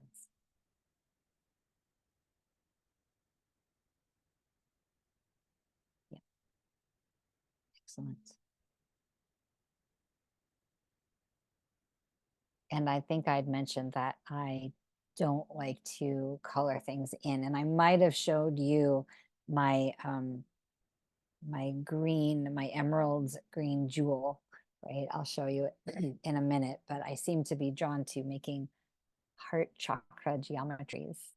Got the dodecahedron behind me, but I drew one. I don't know why I drew, maybe I drew it for the sequencing. And then it just explained to me that it wanted to be a three-dimensional green geometry, and I actually use this shape for dimensional travel, right? So if I just imagine this geometry in my mind's eye, I can go into this geometry. I use it as a pulse magnetic charge holder, if you will, where I can send my electromagnetic charge, my pulse, a pulse of love into this geometry. And then the geometry can radiate that love to the grid, right? Much more effectively than I try to mentally, send love here, send love this part of the planet or this animals, it's this grid takes care, the intelligence takes care of dispersing the energies where they need to go. So I work with this. It's truly a technology. And I'll go back here if you want to see this. But it is really the way to access the Akash, the fields, or electromagnetic fields. All of these geometries are tools, right? Tools, technologies, tricks, and trades. So seriously, that was 20 minutes. You just drew the shape in 20 minutes. It's just a little bit wild. I want to make sure we don't go too far past 9. If anybody's ready to share, I don't mean to rush, but just insights and impressions and experiences of this one. Maybe if you like this one or the 2D one better, if you have a sense of it. And I know we're just erasing, so maybe it might just go over a little bit, but that's hardcore. Summer's going hardcore on the colors. Love it. All right, let's see it. So I did mine in color. Amazing. And I didn't know we were going to have to erase. Oh, but you don't have to. You don't have to. That's the thing. So I did Ooh. erase, but I have like, oh, it looks so different. Yeah, So super cool. I have a gray colored pencil that looks white on my piece of paper, but you can tell that it's gray. Oh, it looks so good. But that was fun. I like that shape. It's exciting. Yeah. So dimensional. Oh, it's upside down. I'll do it this way. Oh, it's all right. It can go either which way. Love it. I like that. That's just seriously, I would say baller, but like that is awesome confidence to go in for the color. So that's great. Thanks. Yeah, nicely done. Nicely done. Thank you. All right. Who else before we get no run-ins, whatever time. Ugh. Anyway, yeah, Madeline. I'm not sure I erased everything because I also did some dark I used a darker pencil this time, but I think it kind of worked out pretty well. Oh, yes. I'm really Beautiful. happy with that. And good. Yeah, I really like this one. I like the other one, but this one is just was just the flow of drawing this one was really nice. Oh, nice. So the process was really pretty as well. The process was very like just it felt like a dance. It was just very like intuitive. Oh, I love that. Love that. And plus it's building on the 2D, right? We just had that familiarity. And so it makes it easier to get into that. Right? There's such a difference. I mean, I love what you're speaking to. It's like oh God, here we got to do the technique. There's that part. And then there's the, like, when you get the hang of it, you can step into that rhythmic place, which is so cool that you're actually doing that first time as you're learning it. So very cool. Yeah, just like your ruler is turning and then it's just there's just a flow. It's very nice. I liked it. And you're feeling healthy and strong too. Awesome. Thank you. All right. It's an immune booster. Okay. Yeah. Who would like to go next on showing us the way? Yeah, Karen. Awesome. It's always fun to see this on same thing. Oh, yes. Look at that. Drawing. Yes. I just agree with Madeline. I love the word dance. It really was a dance. There was a flow to it and time just suspended. I mean, it just, when I looked at the clock, I just felt like the last time I looked at it was like when we first started and looked up again, it was just non-linear. It was really cool. Yeah, it's bending the constructs, right? You're playing in that structure and you're challenging the rigidity. Nice. I love it. Thank you. It's so beautiful. Once again, same shape, everybody's looks different. And I love that. That was really beautiful. All right. We've got Lake O, July, and then Andrew and Alicia, if you want to pop in. Anybody want to go next? We got, all right. Yeah, July. Hang on. Let's see it. Wait, oh, there's, oh, yeah. Yeah. It's very cool. It feels very different from the other one, even though they're technically the same. They look very different. Yeah. Are you drawn to one or the other? definitely this one. I'm kind of Mhm. fascinated by this one because it looks like, you know, those belts that people used to wear that were black and had those studs on them, like the silver studs. Mm-hmm. Yep. It reminds me, like the triangles remind me of those studs. Because yeah, Nope. Hang on. Wait, no, don't go anywhere. All right. it's like these, you can just see how these are like pyramid structures, and Yeah. then these are like flat planes Uh-huh. layered. I don't know. It's very cool. It's Yeah. very neat. I want to Cool. color. Oh yeah, that's what happens. Like color me. They just start like demanding, you know. That and that's what happened is I drew one and then that green was just like must. It's like it's just this expression, you know, of like this, whether it's green or purple, like that chakra, you know, whichever one is, or all of them, whatever you want to go for. Oh, cool. And I was going to say I look forward to seeing that drawn, but no pressure. And then, of course, we're going to skip a week. God, my cat is just obscenely adorable in my lap. So, Leiko and Andrew and Alicia, if you'd like to, no pressure. Anybody want to share or just say what your process was? I'm just going to go off of the background there. Seriously, it's amazing how we just get in under time. That was a 20-minute, what you just drew took us 20 minutes. I mean, that's remarkably easy party trick. All right, let's see. Oh, Can you see it? yes, there. On an angle, we can see it. Oh, Okay. beautiful. What do you think? It's great.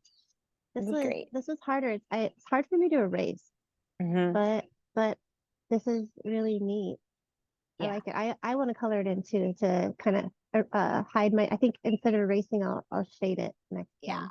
I have a hard time erasing. I end up erasing too many lines and I have to try to fix them all. So, but I Mhm. like this. Yeah. Ah, awesome. Yeah, it speaks to us if we want color, but it's so beautiful. Well done. I mean, really well done. That's really, I mean, look.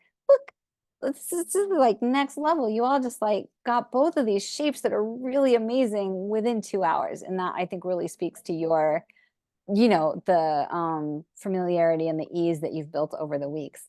So awesome. Yeah, Alicia, Andrew, you gonna share? I can. I was wondering, is this also a 64 tetrahedron? Yes, this is the 3D 64 star tetrahedron. Yes. How interesting. It's beautiful. Yeah, nicely done. Thank you. Yeah, thank how you. many triangles are in this one? Is it Same thing, 64? same thing. 64, yeah. 64. Thank you. Mm-hmm. Mm-hmm. How neat. You want to show them your other one? So cool. And this one is not. And so this Oh, one's just lovely. Is that what that means? Lovely. It's the same one. Both of them are the 64. This one's the 2D. This one's the flat version. That is stunning. I thought so. Mhm. Yeah. Thank you. Oh, it's beautiful. Thank you. I Solid. love it. I love it. Do you have a preference to either one, Alicia? Are you drawn to either one or both? I love the 3D. I love it so much. Yeah. This is neat. So cool. God, it's so cool. How about you, Andrew? Did you get to draw?